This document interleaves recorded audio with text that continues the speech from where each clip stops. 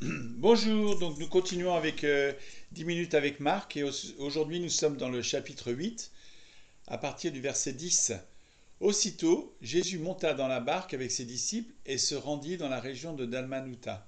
Les pharisiens arrivèrent, se mirent à discuter avec Jésus et, pour le mettre à l'épreuve, lui demandèrent un signe venant du ciel. Jésus soupira profondément dans son esprit et dit: Pourquoi cette génération demande-t-elle un signe? Je vous le dis en vérité, il ne sera pas donné de signe à cette génération.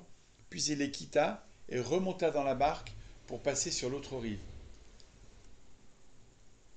Verset 14. Les disciples avaient oublié de prendre des pains. Ils n'en avaient qu'un seul avec eux dans la barque.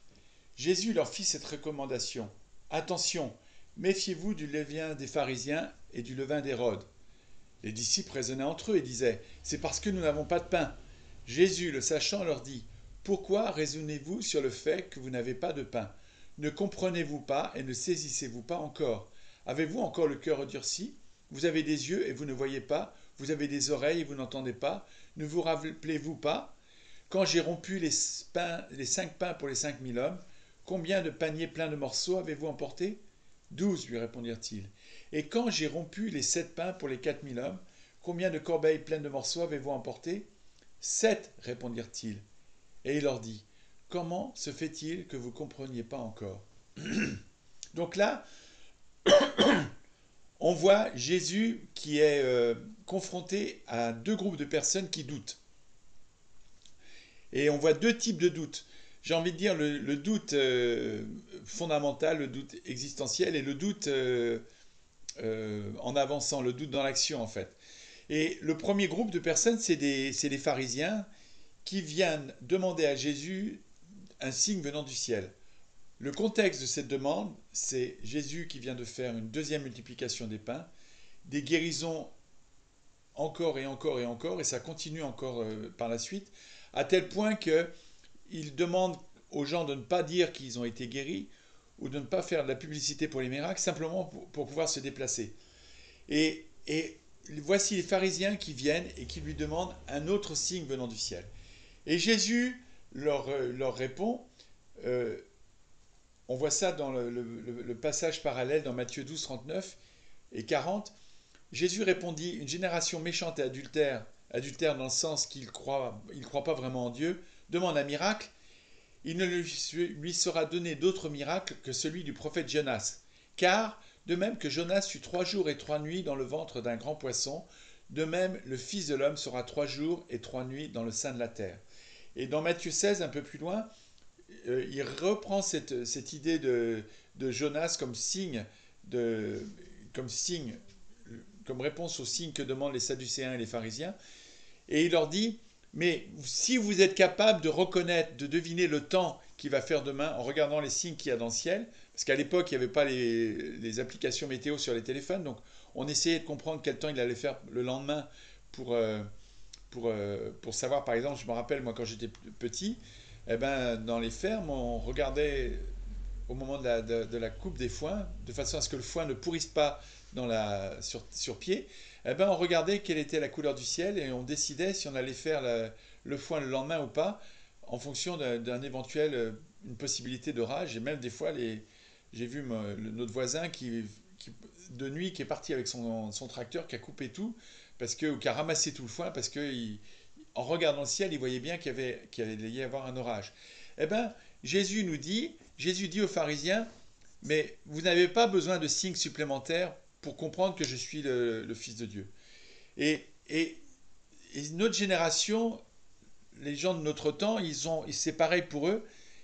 Quand il dit: Il ne sera pas donné d'autre miracle que celui de Jonas, qui a été dans le ventre 3 jours et 3 nuits dans le ventre du poisson, comme Jésus sera 3 jours et 3 nuits dans le sein de la terre, sa résurrection est suffisante pour croire. Et il y a deux manières de demander un miracle. Il y a deux manières de demander un miracle. Il y a des gens, comme on a vu la femme, il y a quelques études, qui est désespérée parce qu'elle veut vraiment voir sa fille guérie. Alors elle demande, elle crie, elle implore, elle pleure, elle fait tout ce qu'elle peut pour voir Dieu agir. Et puis il y a les autres qui regardent et puis qui disent: Oui, tu pourrais nous faire un miracle.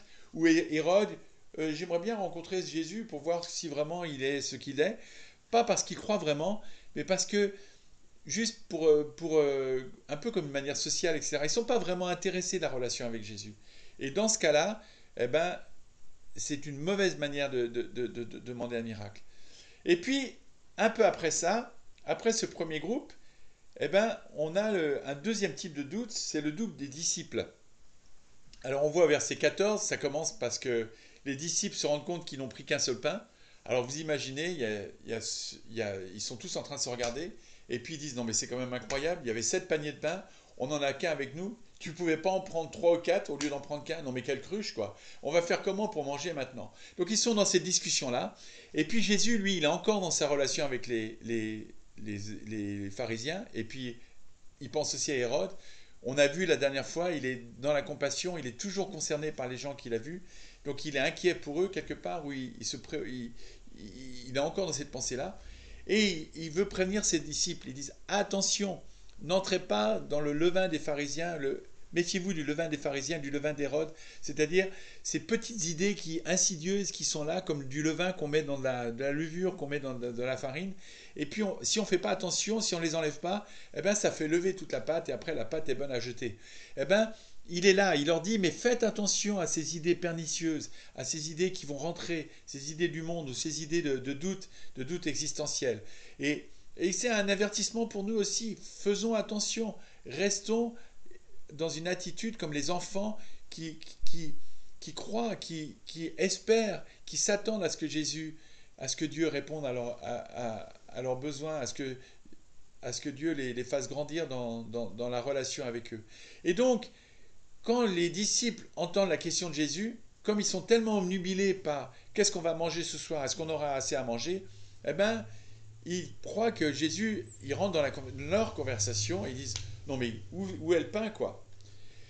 Et alors, quand Jésus comprend ça, verset 18, franchement, il est dur avec eux. Hein. Il les compare aux pharisiens. Il leur dit ah, vous avez des yeux et vous ne voyez pas, vous avez des oreilles et vous n'entendez pas, vous ne vous rappelez pas. Et, et chacun d'entre nous, quand on avance par la foi, eh ben, on va avoir cette question qui va se poser. Oui, Jésus, oui, Dieu répond à nos besoins. Oui, Jésus, on peut tous témoigner, en tout cas ceux qui ont un peu de temps de vie chrétienne, nous pouvons tous témoigner que Dieu répond aux prières. Nous pouvons tous témoigner que Dieu nous aime. Nous pouvons tous témoigner que Dieu répond à nos besoins d'une manière tellement incroyable, quoi, mais il répond à nos besoins, il répond à nos prières. Oui, il nous montre son amour. Christ est mort pour nous, c'est la preuve que Dieu nous aime.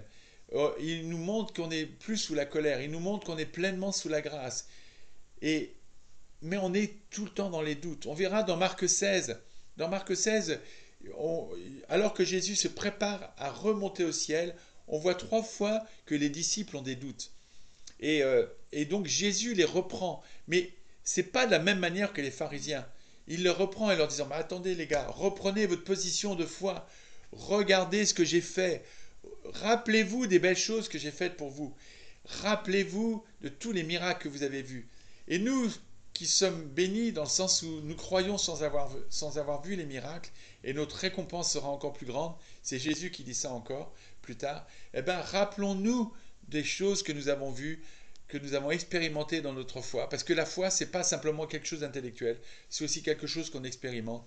Et rappelons-nous aussi que Jésus est mort, mais qu'il n'est pas simplement mort, mais qu'il est ressuscité, et que par sa mort et sa résurrection, nous sommes, par la foi, dans sa grâce, appelés à marcher pour l'éternité avec lui.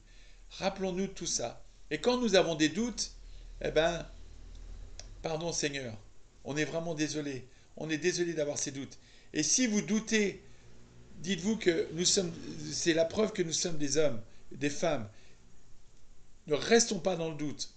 Prenons position et proclamons de nouveau que nous croyons que Jésus nous aime, que Jésus répondra à nos, à nos besoins et prions comme il nous le demande, qu'il nous protège d'être influencés par le monde et par les pensées qui s'éloignent de Dieu, qui nous éloignent de Dieu. Que le Seigneur nous bénisse. Amen.